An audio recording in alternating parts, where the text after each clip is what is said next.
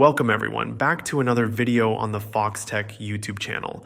In today's tutorial, we focus on the Apple Watch, and more specifically, we want to discuss how to set up the automatic change of photos when you choose them to be your watch face. It would mean that each time you flick your wrist, a different image would pop up.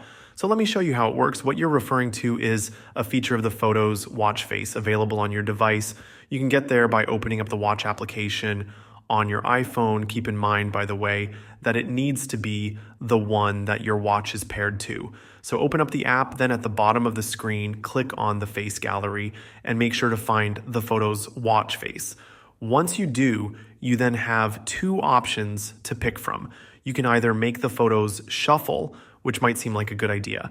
And I mean, it may be for a bunch of people, but the problem with this one is that it shuffles from literally all of your photos on the iPhone. So if you're okay with that, then pick this option. Otherwise, you can choose the custom photos selection where you can choose up to 24 photos and it'll cycle through selected images and display them on the watch face. Besides this, you also have some other things to customize, like the way the time is supposed to be displayed, some complications around it, the clock and font settings. So make sure to choose it however you like. Anyways, that would be it from me now.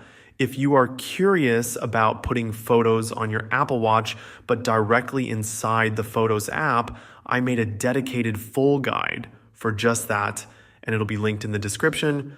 Thank you for watching. Let me know what you think about it in the comments, and I'll see you in the next video.